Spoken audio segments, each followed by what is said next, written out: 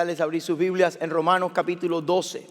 Hemos estado estudiando la carta del apóstol Pablo a los romanos, porque en la carta del apóstol Pablo a los romanos está la gran noticia del evangelio.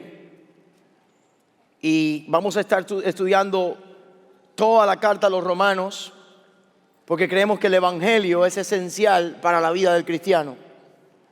Y como creemos que es tan esencial para la vida del cristiano, quiero tomar tiempo con el equipo de predicación para ir casi verso por verso. Y si primera vez que nos visita en nuestra iglesia, predicamos la Biblia verso por verso.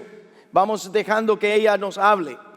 Vamos tratando de entender lo que Dios dijo e inspiró en su palabra. Hoy, en vez de tomar un verso de la Biblia en Romanos 12, vamos a alejarnos un poco y vamos a tratar de mirar al cuadro completo de Romanos 12 para después volver a entrar en las particularidades de Romanos 12. Para los que no han seguido esta serie, quiero decirles que el apóstol Pablo toma del capítulo 1 al capítulo 10 de Romanos para explicar el evangelio. Nos habla de la condición del hombre en Romanos capítulo 3. Pablo dice, por cuanto todos pecamos, estamos destituidos de la gloria de Dios. Después en Romanos capítulo 5 nos habla del camino para el hombre. Justificados pues por la fe podemos tener paz para con Dios.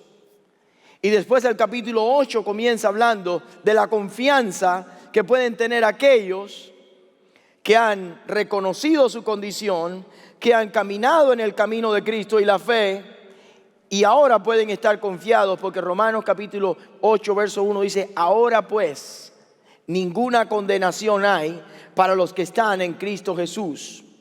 Entonces, después que el apóstol Pablo explica la realidad del pecado, la solución del pecado y la bendición de los que encuentran la solución, dedica un par de capítulos a hablar de Israel.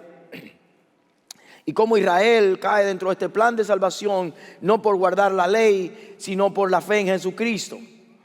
Pero después que él termina de explicar todo esto, en el capítulo 12, el apóstol Pablo va a hablar de las implicaciones prácticas del evangelio. Porque le voy a decir algo, el evangelio no solamente te salva, sino te transforma y transforma tu estilo de vida. Y de Romanos 12 hasta Romanos 16, lo que vamos a ver es cómo el evangelio cambia tu estilo de vida. Y en Romanos 12, el apóstol Pablo empieza a decir cómo el evangelio afecta todas nuestras relaciones. Nuestra relación con Dios, nuestra relación con nuestros hermanos y nuestra relación con nuestros enemigos y hasta el mundo. Y hoy voy a tratar de cubrir estas tres. Cómo el evangelio afecta tu relación con Dios. Ya vimos de eso la semana pasada. Cómo el evangelio afecta tu relación con los hermanos que te rodean. Y cómo el evangelio afecta tu relación con el mundo o aún con tus propios enemigos. Listo. Pero antes he titulado a este sermón el evangelio en las relaciones. Pero antes de entrar en el texto y empezar a leer, y si puede usted vaya abriendo Romanos capítulo 12 en el Nuevo Testamento, sexto libro del Nuevo Testamento. Si no tiene una Biblia puede encontrarla en su teléfono, delante de usted tenemos Biblia. Quiero que abra su Biblia porque quiero que marque varias cosas. Pero antes de esto, quiero aclarar por lo menos tres conceptos del evangelio. Cuando usted oye la palabra evangelio, ¿qué le viene a la mente? Bueno, quiero aclarar primero que el evangelio no es simplemente una parte de la Biblia. Para muchas personas cuando oyen la palabra evangelio le viene a la mente una parte de la Biblia. Vamos a leer en el evangelio, ¿verdad? O en los evangelios. Les voy a decir algo, el evangelio no es una parte de la Biblia. El evangelio es toda la Biblia. Toda la Biblia es el evangelio. ¿Por qué, pastor? Porque la palabra evangelio significa buena noticia. Y toda la Biblia nos habla de la buena noticia de que Dios anda buscando al hombre perdido y entregó a su Hijo por él. Entonces, quiero que hoy empiece a cambiar su concepto. El evangelio no es una porción de la Biblia, es Toda la Biblia es el Evangelio. En toda la Biblia vamos a encontrar a Cristo. En toda la Biblia vamos a encontrar la condición del hombre. En toda la Biblia vamos a encontrar el sacrificio de Cristo. Y en toda la Biblia vamos a encontrar la confianza que pueden tener aquellos que creen en Cristo. Segundo concepto que quiero que usted entienda. El Evangelio no se trata de algo que tú tienes que hacer para estar bien con Dios, sino se trata de algo que Cristo hizo por ti para que estés bien con Dios. Súper importante. A veces creemos que el Evangelio son buenos consejos de 4 cosas que tú tienes que hacer para tener la bendición de Dios. 5 cosas que tienes que hacer para que Dios te dé tal cosa. No, ese no es el Evangelio. El Evangelio es que no es lo que tú tienes que hacer, es lo que ya se ha hecho por ti que te hace estar bien con Dios. El Evangelio no se trata de tus obras, se trata de la obra perfecta de Cristo en la cruz. Eso es buena noticia. La tercera cosa que quiero hablar antes de entrar en el tema del capítulo 12. Para muchas personas el Evangelio es un concepto, una información, un concepto teológico complicado o simple. Pero quiero decirte, el Evangelio no es un concepto, es una buena noticia que cambia nuestro estilo de vida. Es la buena noticia de lo que Cristo hizo por nosotros que va a afectar todas las formas en las que yo me relaciono con Dios, me relaciono con los que me rodean y aún me relaciono con los que me hacen daño. ¿Está conmigo? Vamos a entrar en Romanos 12. En Romanos 12 el apóstol Pablo, si lo tienen y puede seguir la vista conmigo, con la vista, la lectura, dice: así que, hermanos, os ruego por las misericordias de Dios que presentéis vuestros cuerpos en sacrificio vivo, santo, agradable a Dios, que es vuestro culto racional. No os conforméis a este siglo, sino transformaos por medio de la renovación de vuestro entendimiento, para que comprobéis cuál sea la buena voluntad de Dios, agradable y perfecta. Digo pues, por la gracia que me es dada a cada uno que está entre vosotros, que no tenga más alto concepto de sí que el que debe tener, sino que piense de sí con cordura, conforme a la medida de la fe que Dios repartió a cada uno. Porque de la manera que en un cuerpo tenemos muchos miembros, pero no todos los miembros tienen la misma función, así nosotros, siendo muchos, somos un cuerpo en Cristo, y todos miembros los unos de los otros. De la manera que, teniendo diferentes dones, según la gracia que nos es dada, si el de profecía, úsese conforme a la medida de la fe; si el de servicio, en servir; o el que enseña, en la enseñanza; el que exhorta, en la exhortación; y el que reparte, con liberalidad; el que preside, con solicitud; y el que hace misericordias, con alegría. El amor sea sin fingimiento, aborrecer lo malo y seguir lo bueno. Amaos los unos a los otros con amor fraternal. En cuanto a honra, prefiriendo los unos a los otros. En lo que requiere diligencia, no perezosos, fervientes en espíritu, sirviendo al Señor. Gozaos en la esperanza, sufridos en la tribulación, constantes en la oración, compartiendo para las necesidades de los santos, participando de la hospitalidad. Bendecid a los que os persiguen, bendecid y no maldigáis. Gozaos con los que se gozan, llorad con los que lloran, unánimes entre vosotros, no altivos, sino asociados con los humildes. No seáis sabios en vuestra propia opinión, no paguéis a nadie mal por mal, procurad lo bueno delante de todos los hombres. Si es posible, en cuanto dependa de vosotros, estad en paz con todos los hombres. No os venguéis vosotros mismos, amados míos, sino dejad lugar a la ira de Dios, porque escrito está: mía es la venganza, yo daré el pago, dice el Señor. Así que si tu enemigo tuviere hambre, dale de comer; si tuviere sed, dale de beber. Pues haciendo esto, ascuas de fuego amontonarás sobre su cabeza. Lea conmigo, si puede, el verso 20. No seas vencido de lo malo, sino vence con bien el mal. Me imagino que muchos al leer esto dijeron, pastor, si quiere ya no predique. ¿Cuánto dice? Levante la mano si ya Dios le habló algo ya. Usted cantó, háblame. Y Dios está hablando en su palabra. La razón por la que nosotros tratamos de explicar la palabra es porque ella habla por sí sola. Pero quiero dividir este pasaje en 3 partes. La primera parte en la que el evangelio siempre va a afectarte de manera positiva es la primera parte que está en el verso 1 y 2. ¿Sabe cómo el evangelio te afecta cuando lo entiendes de verdad? Anota esto: tu sumisión para con Dios. Y de esto hablamos la semana pasada, por eso no voy a dedicar mucho tiempo. Cuando el evangelio te afecta de verdad, comienzas a vivir una vida rendida a Dios.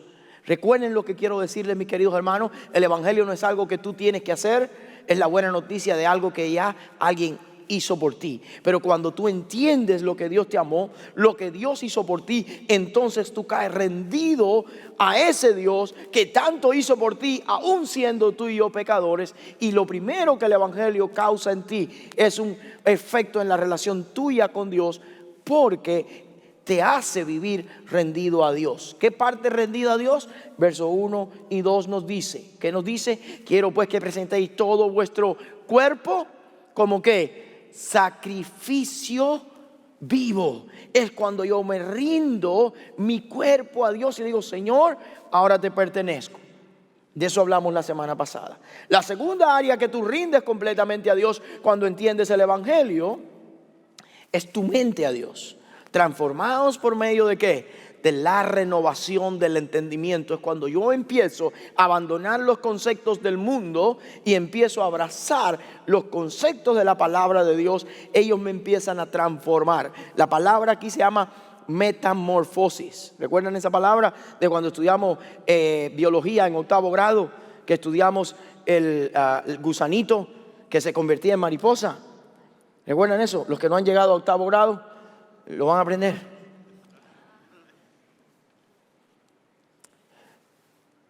Hay una entrega de la mente y después dice, para que comprobéis cuál es la buena voluntad del Señor, que es agradable y perfecta. La relación con Dios cambia porque hay una entrega total de mi cuerpo, de mi mente, pero también de mi voluntad. Yo me rindo a Él. Ahora yo vivo para Él y ahora mi relación con Dios ha cambiado. Pero quiero mirar, que entienda esto rapidito. Cuando una persona entiende el evangelio, ya no se trata más de todo lo que Dios le puede dar. Se empieza a tratar ahora de todo lo que puedo dar a Dios en respuesta a todo lo que ya Él me dio. Hay un gran problema hoy en la vida de muchos cristianos, en los púlpitos de muchas iglesias.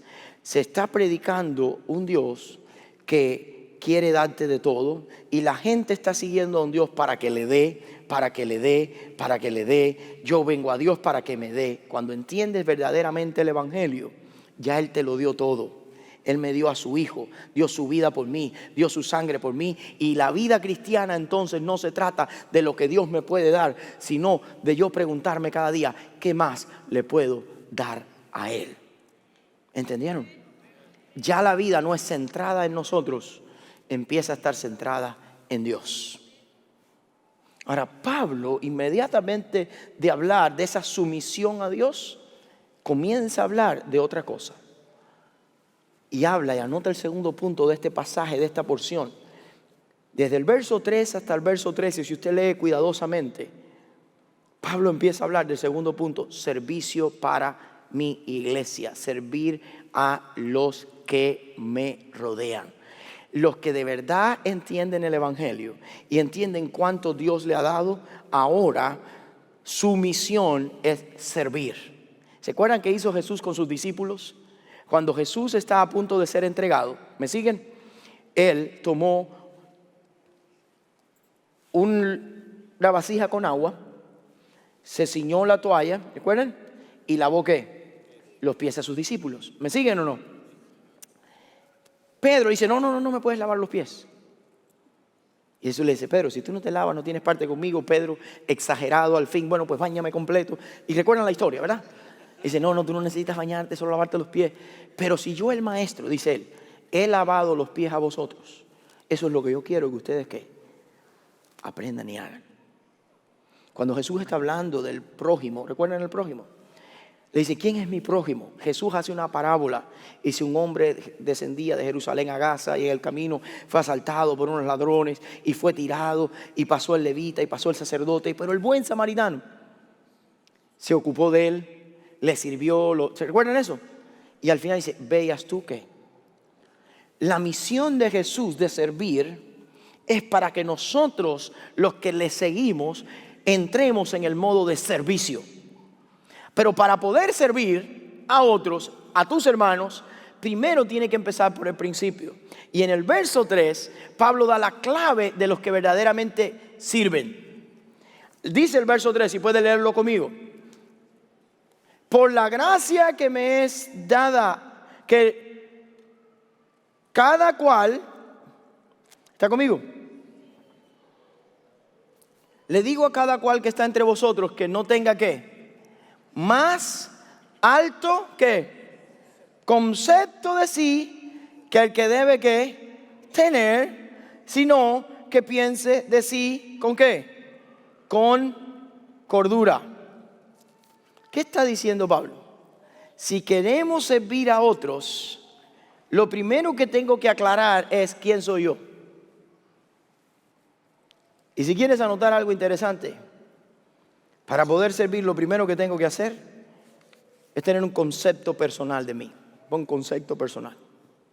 Pablo dice, no piensen más de ustedes que lo que realmente son.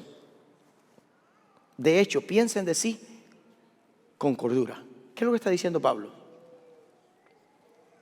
¿Qué acaba de decir Pablo en el Evangelio? ¿Qué somos? ¿Qué somos todos? Pecadores. Hemos sido salvos, ¿por qué? Por gracia. Y si hoy estamos siendo bendecidos, ¿por qué cosa es? Por gracia, ¿sí o no? Entonces yo no soy ni muy, ni tan. Si estoy donde estoy, ¿por qué es? No es porque yo soy mejor que tú. No es porque yo me merezco más que tú. ¿Saben cuándo una persona deja de ser servicial? Cuando cree que la gente tiene que servirle a él. Cuando me creo merecedor de las cosas. Cuando creo que el mundo tiene que girar alrededor de mí. Pero cuando entiendo el Evangelio, sé que el mundo gira alrededor de la cruz de Cristo. Y yo tengo que girar alrededor de la cruz de Cristo para preguntarle a Cristo, ¿cómo puedo servir? No se trata de nosotros. No se trata de nosotros. Y Pablo dice, antes de que se dignen a esto de servir, quiero que piensen de ustedes ¿con qué? Con cordura. Quiero leer algunas cosas que anoté porque creo que es importante. En 1 Corintios, y yo no voy a salir aquí, capítulo 15, verso 10.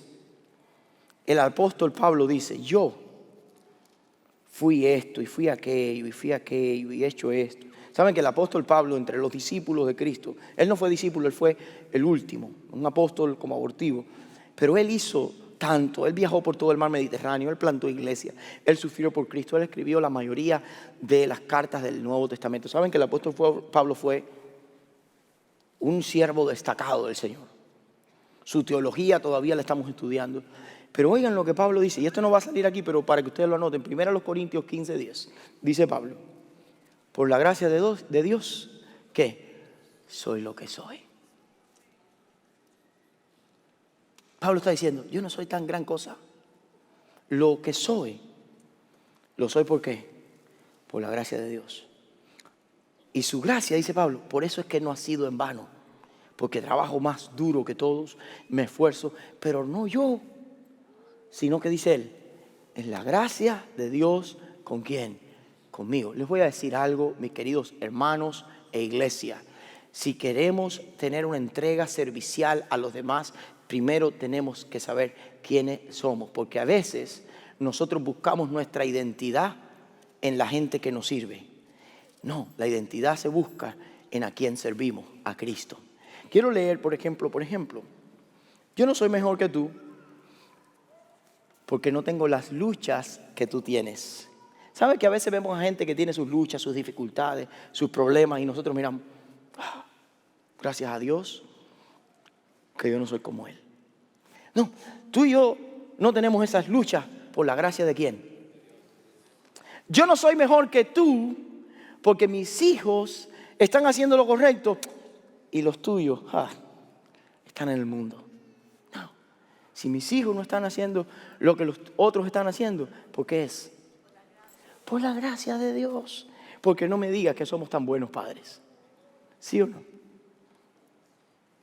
Y cuando yo me doy cuenta que yo estoy donde estoy, no porque yo me lo merezco, sino por la gracia de Dios, ahora tengo un concepto de mí correcto. Ahora tengo una misión que hacer.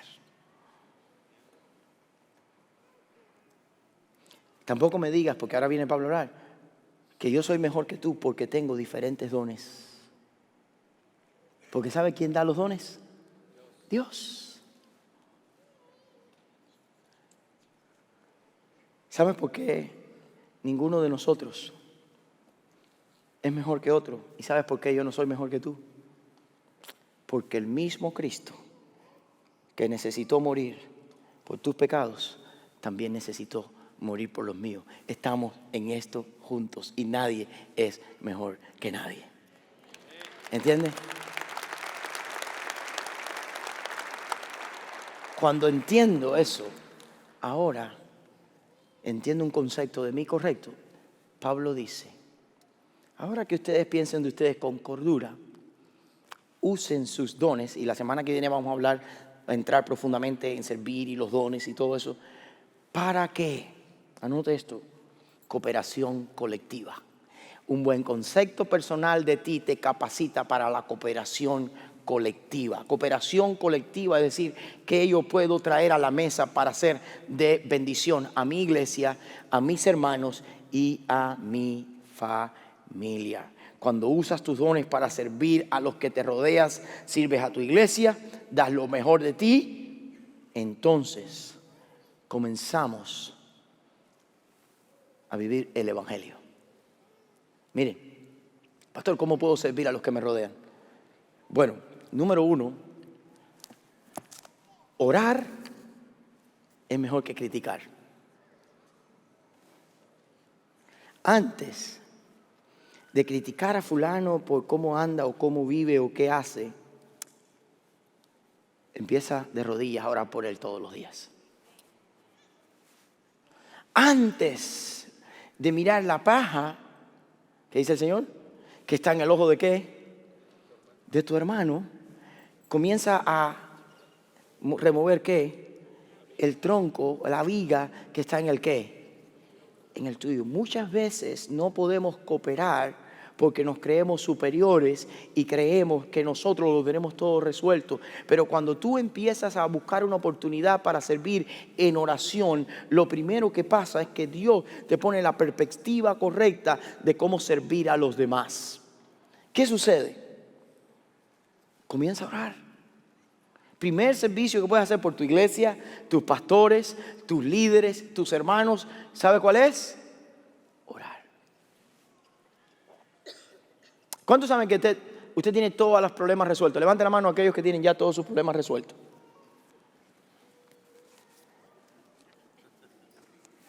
¿Puede levantar su mano en el internet?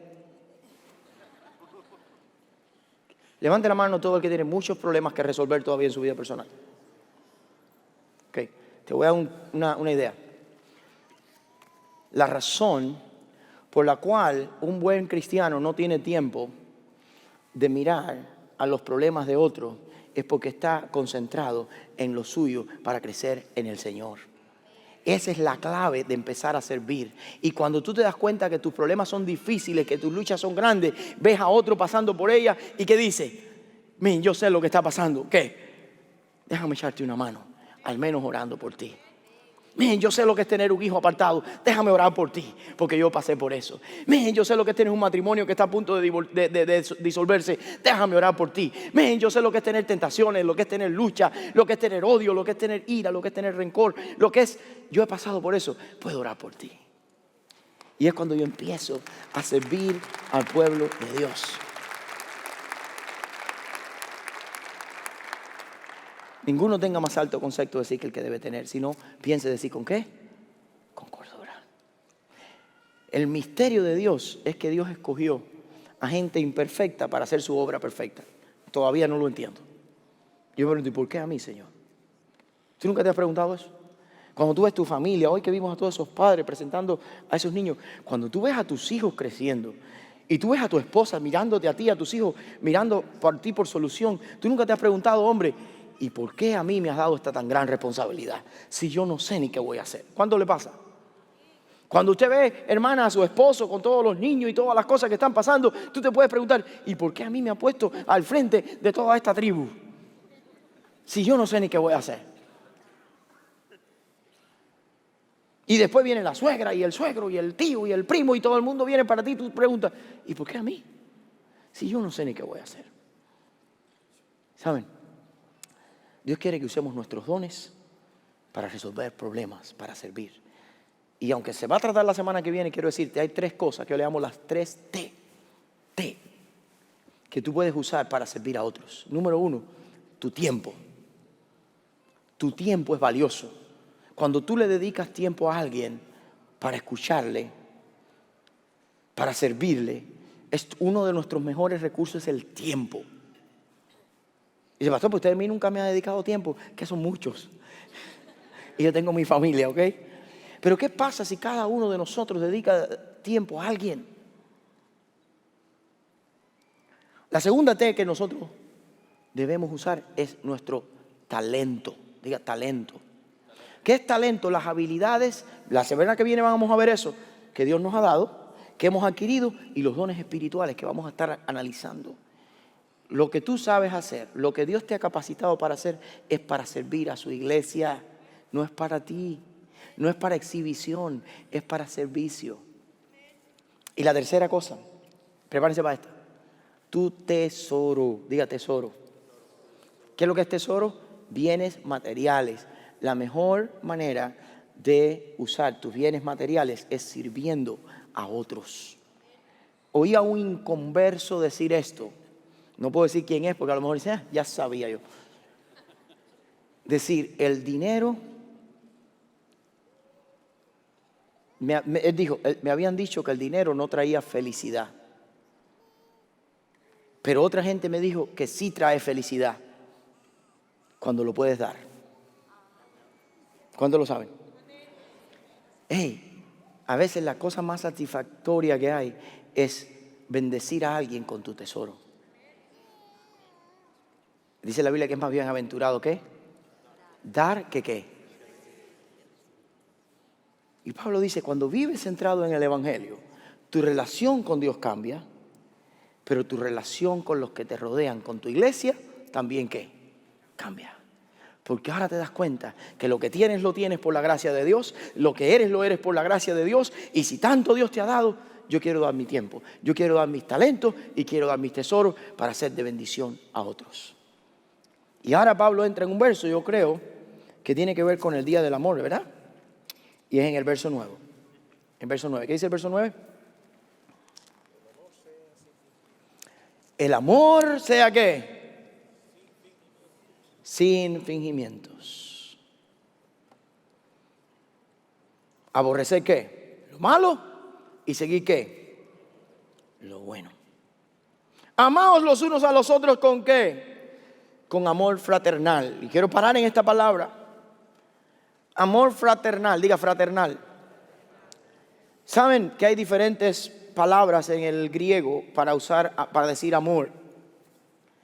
Está una palabra que era eros, amor erótico. Había otra palabra que se usaba indistintamente como amor fileo.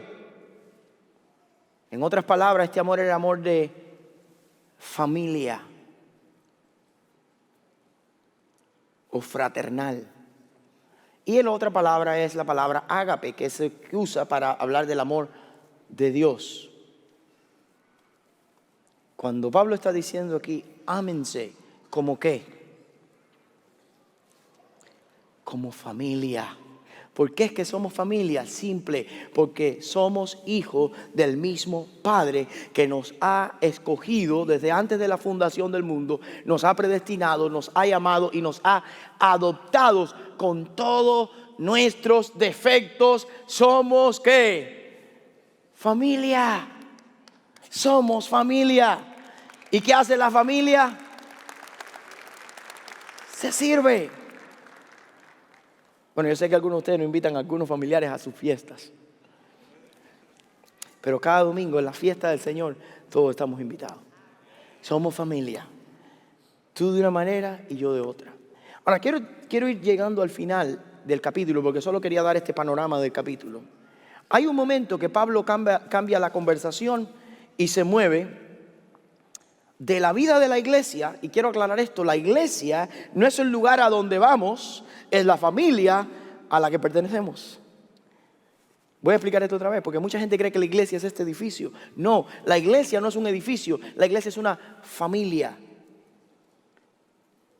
A tu lado está la iglesia. Nosotros, la iglesia, ahora está reunida en este edificio. Pero no tiene que tener 1,000, 2,000 personas reunidas para que sea la iglesia. Cuando 3 o 4 se reúnen en el nombre del Señor, ahí está ¿qué? La iglesia. Y después que Pablo pasa de cómo servir a los demás, a partir del verso 14, Pablo nos hace mirar hacia afuera. Nos hace mirar a los que vienen en contra. Y en el verso 14, el apóstol Pablo ahora dice esto. ¿Me sigue? Bendecid ¿a qué? A los que os persiguen. Bendecid ¿y qué?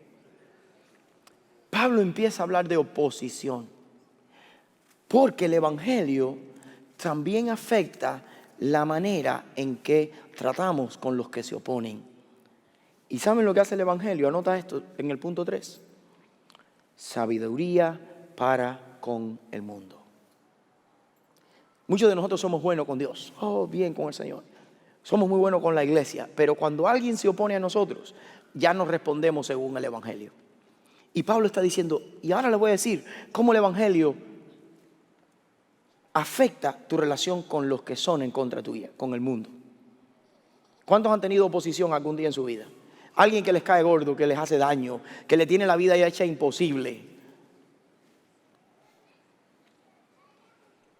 Que cada vez que lo ves como una dosis de veneno que le inyecta en sus venas. Levante su mano, no se hagan los santos, por favor. Estamos en familia, ¿ok? Esa nuera que, ay Dios mío, santo. Esa suegra que ya me tiene. O ese compañero de trabajo. O ese jefe. Mira, hay familia. No se den así. Aguántense para la casa, hablen de eso. Pablo está hablando de cómo tratar con el mundo y con los que se oponen. Y dice, en primer lugar, bendecid. No maldigáis.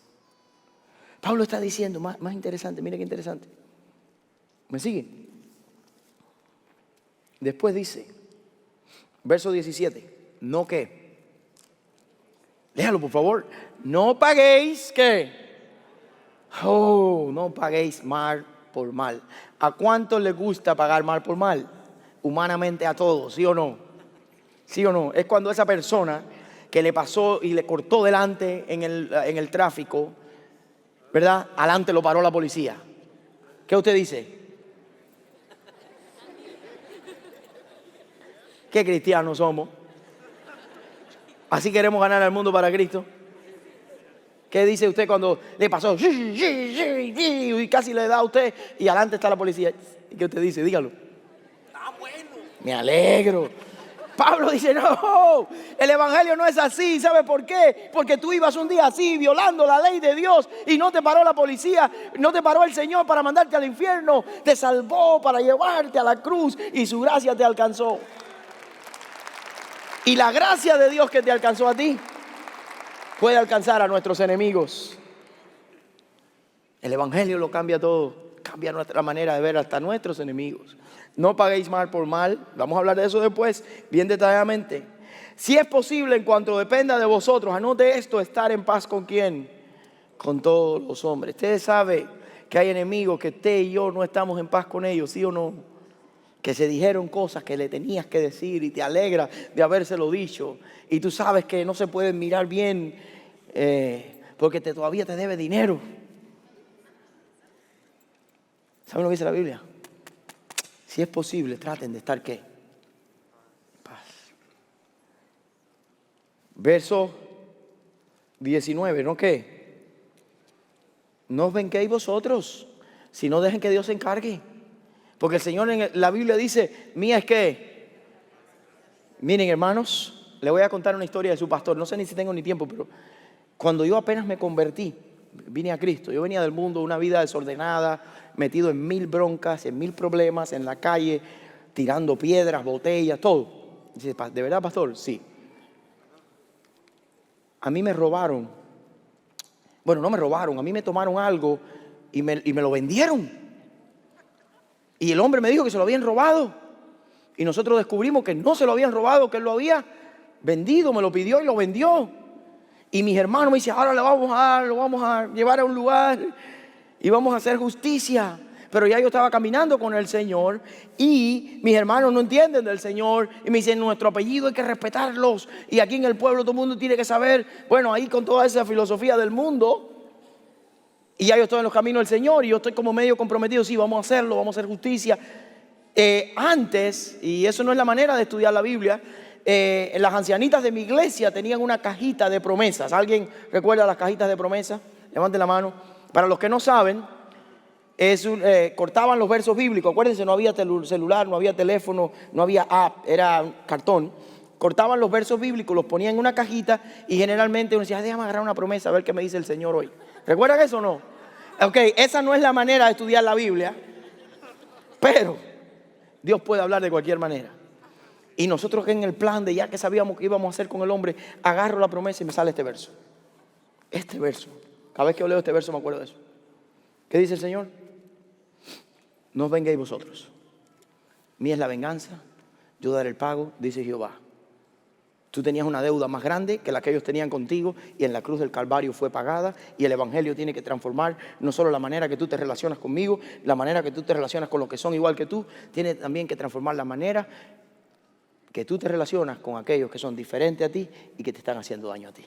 Ese es el Evangelio. Ese es el Evangelio. Y si quieren saber qué hice, no hice nada. Confía en el Señor. No se preocupen. Y quiero terminar porque el tiempo se nos está yendo. Quiero leer el verso 20.